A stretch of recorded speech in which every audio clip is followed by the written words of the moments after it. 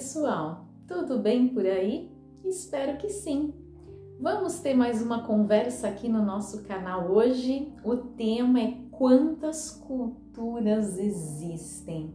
É uma provocação, na verdade, que eu faço, porque eu vou recontar um pouquinho uma história de um debate que acontece já há algumas décadas, né? Em relação a existirem duas ou mais culturas. E culturas muito particulares, né? Muito independentes e que não se dão tão bem assim, ou talvez se deem, por que não? Na verdade, essa é a proposta desse livro tão lindo sobre o qual eu quero falar com vocês um pouquinho hoje.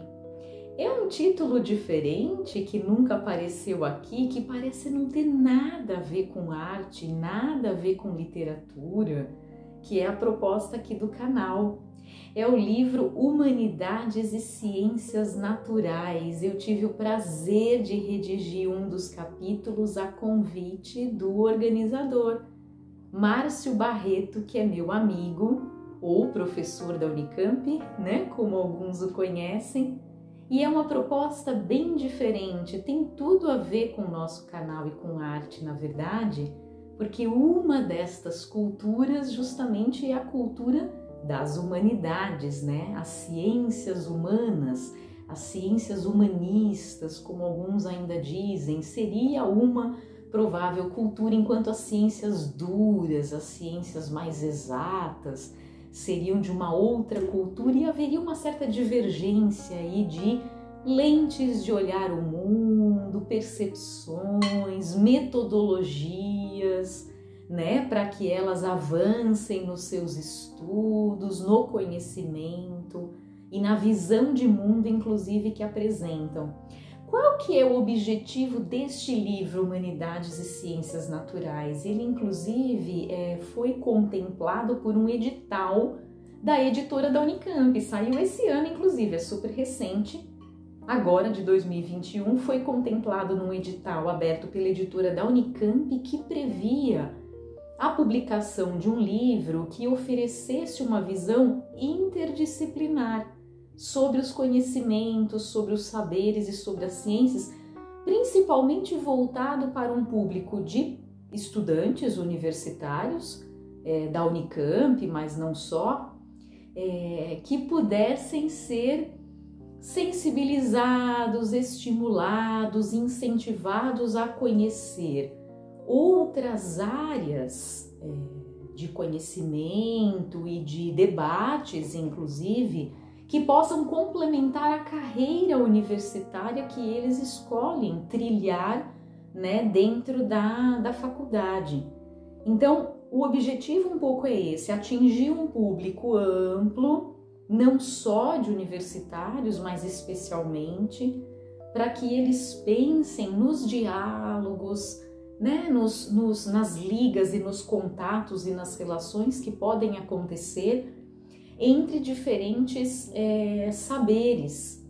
E aí, o que aconteceu? O Márcio Barreto convidou muitos amigos, amigas, conhecidos, professores da própria Unicamp, eu que atuo aqui em Santos, professores da Unifesp, USP, enfim, outras instituições para redigirem os seus textos com a sua visão e o seu olhar sobre estes assuntos, né? Estas relações. Então eu, por exemplo, trouxe a minha contribuição à luz da literatura. Outros de outras áreas falaram sobre cinema, sobre pintura, a filosofia, o próprio Márcio sobre a questão do tempo, né? Então, a tônica do livro é pensar a interdisciplinaridade e a tônica do livro é mostrar que algumas ciências ditas humanas, por exemplo, estas humanidades, enfim, estas áreas que aparentemente, né, ou popularmente não tem, não traz contribuições mais aplicáveis, né, enfim, mais até com uma certa utilidade mesmo, né? Não parecem ter um utilitarismo e uma aplicabilidade tão evidente e que traga resultados tão palpáveis e calculáveis e mensuráveis como às vezes outras áreas, sei lá, uma matemática, uma engenharia. Estou pensando agora aqui mesmo a genética, enfim, né? Para que servem filosofia, pintura, artes cênicas, literatura, poesia, frente a estas outras ciências que muitas vezes são escolhidas, né, pelos jovens para serem as suas carreiras aí. Então essa é um pouco a proposta aqui do livro. E para mostrar até um pouquinho mais dela, é claro que eu não conseguiria, evidentemente, apresentar uma leitura de um trecho como eu sempre faço quando escolho resenhar livros, né?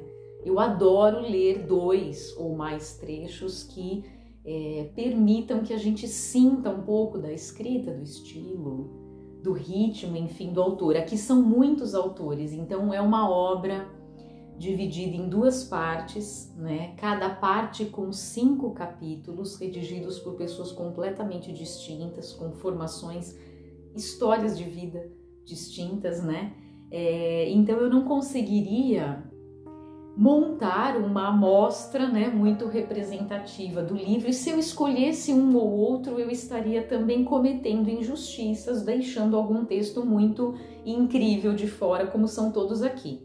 Então, só para apresentar de modo mais panorâmico, né, uma primeira parte trabalha justamente com as ciências naturais e as humanidades, e aí tem, por exemplo, o capítulo que eu escrevi e outros colegas sobre literatura, filosofia, pintura, como eu comentei, e a segunda parte é tecnologia e sociedade, que também é outra parte muito interessante, porque os autores nesse conjunto, né, de 5 textos mobilizam assim discussões muito contemporâneas sobre essas tecnologias bem recentes que nós temos e como elas ajudam a mapear um pouquinho as condições de existência, os comportamentos, enfim, os debates que acontecem e ajudam a pensar hoje o contemporâneo mesmo, né? Com todos os seus desafios e as suas complexidades.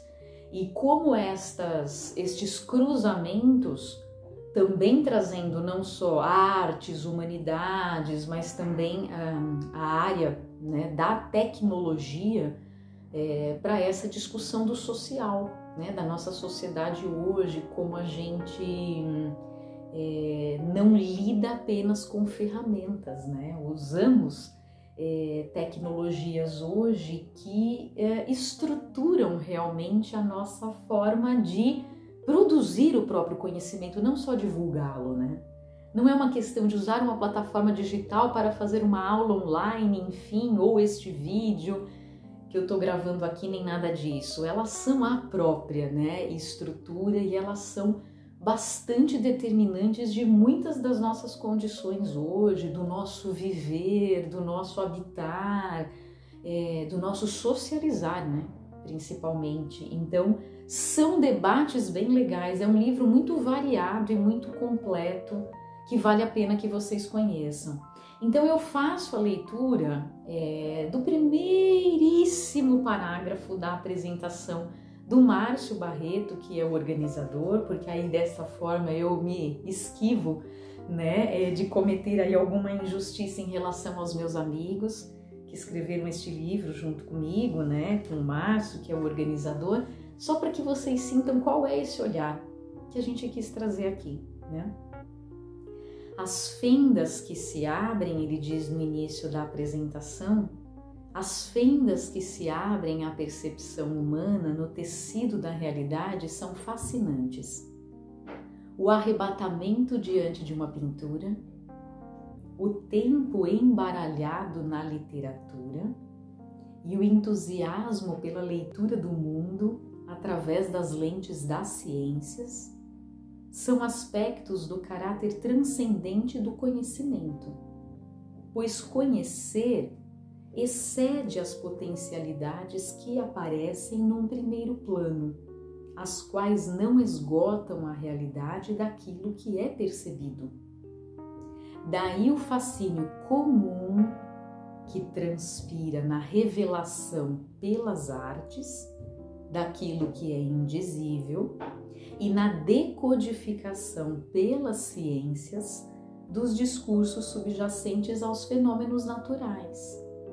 É muito interessante, porque eu acho que o Márcio consegue, né, potencializar essa ideia de que o conhecimento ele consegue brotar, emergir e ser depois, claro, também produzido, sistematizado, divulgado, validado, né, de toda e qualquer forma, eu acho, de existência e em todo qualquer canto, em qualquer lugar, a partir de todo e qualquer fenômeno, seja ele puramente visual, né, aparente, material, ou, claro, o mais abstrato, né, possível. E estas percepções que a gente pode ter, né, do mundo, sobre nós mesmos, em relação ao mundo e estando no mundo, né, elas podem ser igualmente fascinantes, sejam elas, né, poéticas, pinceladas sobre uma tela, numa música que é executada ao piano, ao violino, enfim, ou num cálculo matemático que possui também a sua beleza, né?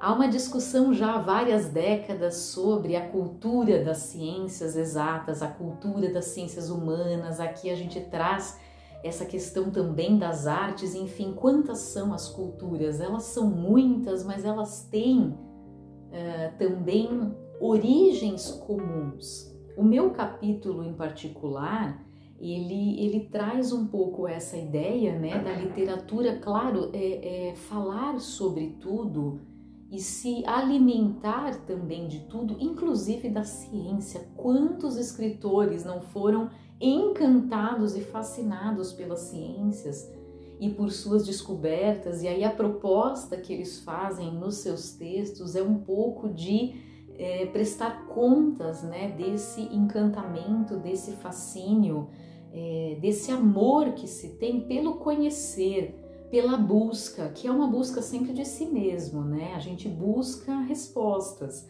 as respostas que a gente não tem, ou que a gente não vê, ou que a gente pode simplesmente inventar, né? São mundos que a gente o tempo todo inventa.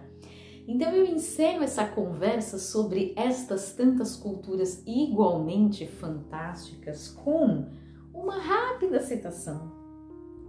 Deixe-me apresentar aqui do meu próprio texto, claro, já que eu não vou escolher um ou outro aqui e incorrer em alguma, em alguma questão que possa ficar aí um pouquinho complicada, né, e que me coloque em maus lençóis.